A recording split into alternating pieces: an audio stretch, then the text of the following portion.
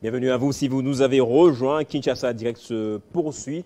Je prends maintenant le deuxième invité de ce programme vespéral, Childéric Ndossa, membre et cadre de l'UNC, mais également porte-parole de tous les mouvements associatifs de ce parti des Vital Kamerhe. Bonsoir et merci d'être là.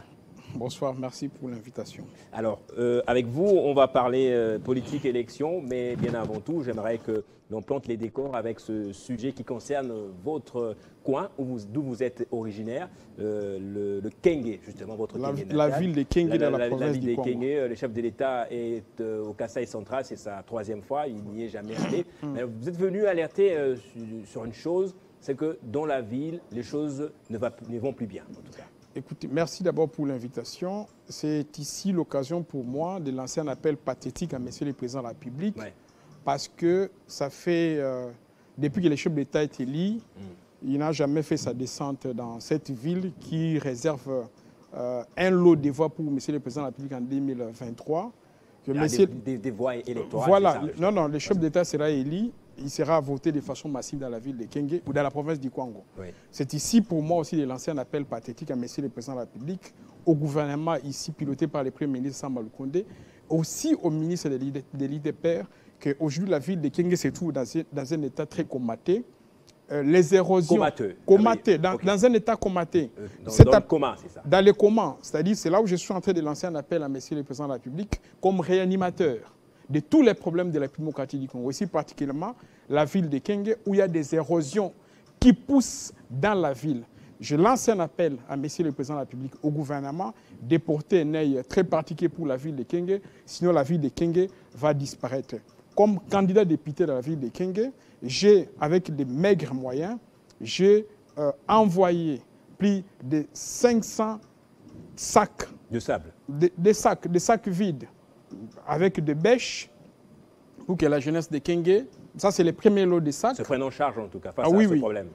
Voilà, ça c'est le premier lot de sacs que j'ai envoyé. Le deuxième lot, c'est le lot de 3000 sacs que les jeunes vont, en tout cas de façon manuelle, chercher comment déjà mettre les soupapes de sécurité pour que ces érosions qui poussent, qui risquent de faire disparaître la ville de Kenge, en tout cas de se prendre en charge, et pour que ces érosions-là ne puissent pas pousser au centre de la ville.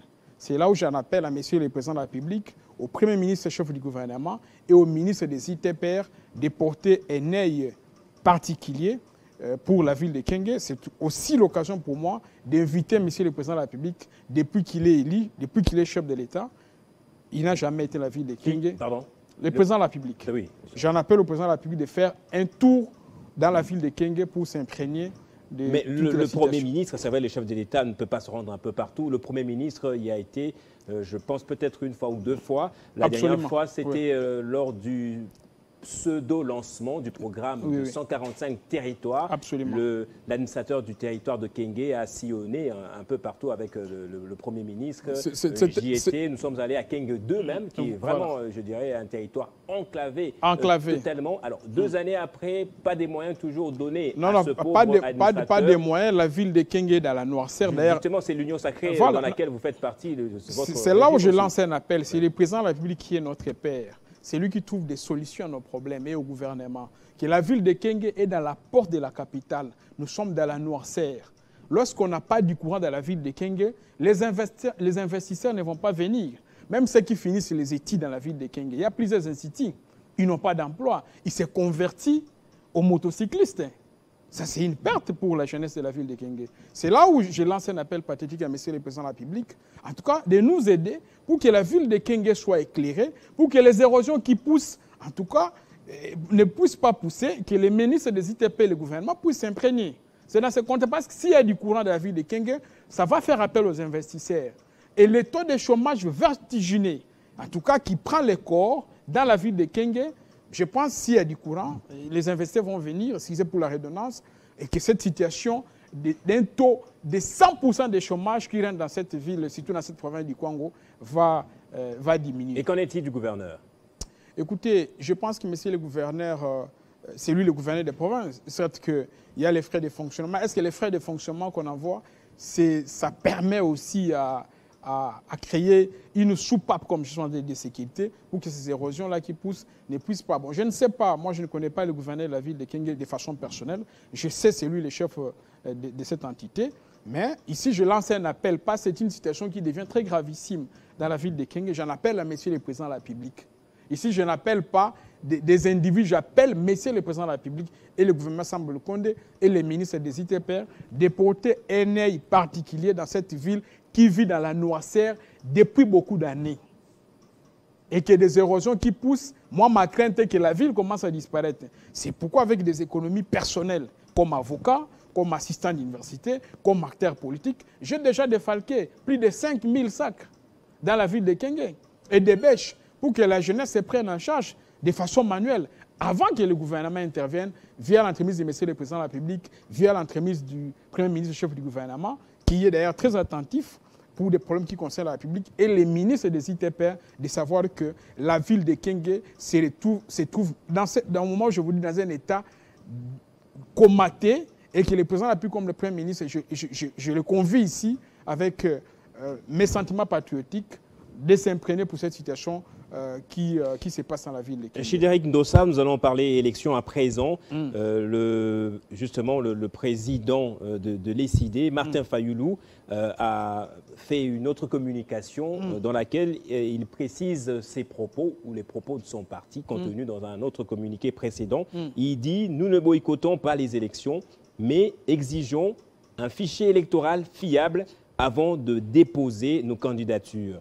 Si la CENI n'a rien à se reprocher, elle doit accepter de faire auditer le fichier électoral par un organisme extérieur. » Ça, c'est les conditions posées, réitérées par les CID. Et il me semble que c'est comme une caravane qui passe. Et voilà, vous ne vous fiez pas à ça. Écoutez, Martin Fayoulou, c'est rebif. Il était le premier à dire, parce qu'il ne peut pas nous prendre pour des amnésiques. Lui-même, Martin Fayoulou a fait un point de presse pour dire qu'il n'est pas candidat. Bon, il ne sera pas candidat parce qu'il sait qu'il n'a pas de moyens. Il sait qu'il ne sera pas élu. De quels moyens parlez-vous? Mais des moyens logistiques. Financiers. Financiers, parce que est-ce qu'on fait la campagne avec les discours? Félix Tshisekedi n'avait pas plus de moyens que non, Fayoulou les problèmes que Fayoulou... 2018. Non, sois un peu réaliste. Fayoulou n'a pas de moyens. Fayoulou a été publicité en 2018 par l'entremise de toute la techno-situ qui l'entourait, les Katumbi, les Bemba, parce que tout le monde jurait que le régime Kabila devait partir. C'est généralement comme ça que se passe le jeu électif, c'est comme ça. C'est pourquoi il s'est fait de l'ancrage. Mais quand on reste dans la réalité, dans le praxisme de la réalité sociale, vous allez vous rendre compte que Martin Fayoulou n'a pas de moyens, le CID n'est pas bien installé, il n'a pas de l'ancrage. Bon, il s'est dit, bon, il peut payer la caution comme tout Congolais. Âgé de 30 ans au-delà, pour être candidat, est-ce qu'il sera élu? Lui-même sait que s'il est candidat, il va échouer lamentablement. Martin Fayoulou, justement, revendique les élections de 2018 jusqu'à présent. Non, écoutez, dans ces pays ici, nous avons des institutions. Il y a une institution sociologique qu'on appelle la CENI qui publie des élections de façon provisoire. Il y a la Cour constitutionnelle qui publie des élections de façon définitive. Et les arrêts de la Cour constitutionnelle ont un caractère erga omnes. Vous comprenez d'ailleurs, ces dossiers de Fayoulou, mais ça avait fait l'objet d'un contentieux. Qui ne sait pas ça? La Cour avait pris l'affaire en délibéré de façon indépendante. C'est Félix Tshisekedi qui a été proclamé président de la République. Lorsque la Cour constitutionnelle proclame Félix Tshisekedi président de la République, la CENI reconnaît Félix Tshisekedi président de la République. Martin Fayoulou, c'est un individu, n'est pas une institution.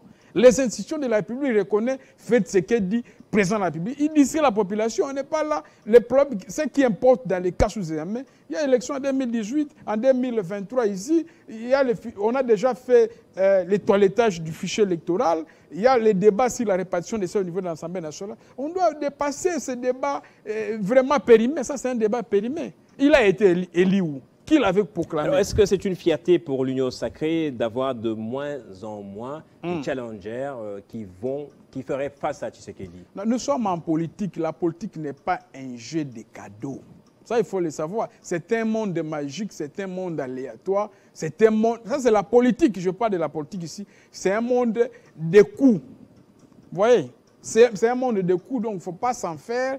Lorsque tel se pose, lorsqu'il y a un problème qui surgit, il ne faut pas en faire. Tshisekedi sera élu de façon aussi majoritaire. Les gens doivent se réserver, se respecter. Qu'est-ce que Tshisekedi a fait? Le bilan est positif. Il est venu ici chef de l'État, il a été ici compliqué par l'ancien régime. C'est à peine qu'il venait, il a été compliqué ici par Covid-19, c'est un cas de force majeure. Le bilan est positif. Il y a eu Covid ici qui a compliqué les projets de soutien du chef de l'État. Qu'est-ce que vous voulez, qu'est-ce que vous vous reprochez à Tshisekedi dans les cas sous examen? La gratuité de l'enseignement est là.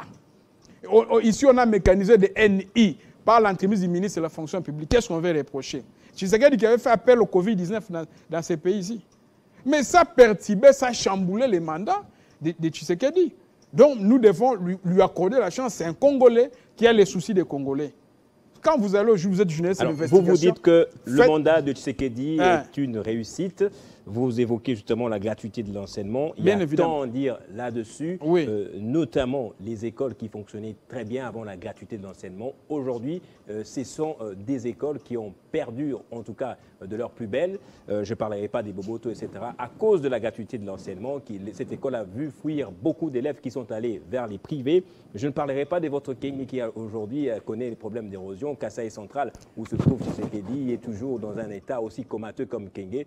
De quel bilan parlez-vous? C'est un appel pathétique que je lance. Les érosions sont des cas de force majeure. Ça, on ne peut pas coller sur le président de la République. Ce sont des cas de force majeure qui arrivent et le gouvernement prend des précautions pour, surtout les problèmes qui concernent ma ville de Kenge. Je sais que le chef de l'État il me suit parce qu'il suit la télé 50. C'est une chaîne qui a de l'audimat. Ah bon? Absolument, le chef d'État va diligenter les ministres des ITP et les premiers ministres pour aller s'imprégner des érosions qui poussent à la ville de Kenge. La gratuité de l'enseignement est une réalité patente. Il ne faut pas suivre les discours de tous ces prophètes de malheur, de tous ces opposants qui veulent à tout prix coller un tableau noir. Dernière question chez Chidéryck Ndossa. Qu'est-ce qu'on peut redouter en décembre 2023, justement? On ne va redouter rien. En 2023, décembre, Tshisekedi sera élu président de la République avec une majorité de voix. Vraiment, je ne sais même pas vous citer les nombres. Il a totalisé ici 60 ans. Je vous dis, 60 ans, ça sera les 60% des suffrages qu'il va obtenir. Parce que les opposants sont... Vous êtes prophète maintenant. Mais je vous dis, c'est une prémonition positive parce que le bilan est positif. Merci beaucoup. Sont les 40% qui restent, parce qu'il s'agit de 100% des suffrages. Les 40% là, c'est une répartition que nous allons faire. 10 Matata va prendre, et Fayoulou, et les moins connus ici, Délice Sanga et Katumbi, à qui... on doit aussi connaître Délice Sanga, ce n'est pas du tout quelqu'un de moins connu, c'est un grand avocat. Il n'est pas connu internationalement et un politique qui est invité à des grands plateaux de télévision ici, partout ailleurs dans le monde. Il n'est pas connu. Merci beaucoup, Chidéryck Ndossa, d'être venu, d'avoir échangé avec nous et nous avoir parlé aussi de votre Kenge. C'est par ici que Kinshasa Direct va justement se clôturer. Merci beaucoup. C'est moi qui vous remercie pour l'honneur. Voilà, madame, messieurs, merci à vous également de nous avoir suivis. On a débuté depuis 18h et dans quelques minutes, ce sera le journal. Nous l'avions annoncé. À la présentation, c'est Amina Bayombo. Elle est déjà là, prête pour vous donner les grandes lignes de l'actualité en détail, bien évidemment. Quant à moi, je vous dis au revoir. On se retrouve demain samedi. Ce sera les 13 ans de Télé 50. Un programme spécial vous sera justement proposé dans l'avant-midi qui va justement aller jusqu'avant le journal. Vous verrez tous les journalistes qui passeront à tour de rôle et beaucoup d'autres surprises, bien évidemment. Quant à moi, je vous dis au revoir. On se retrouve à vendredi prochain.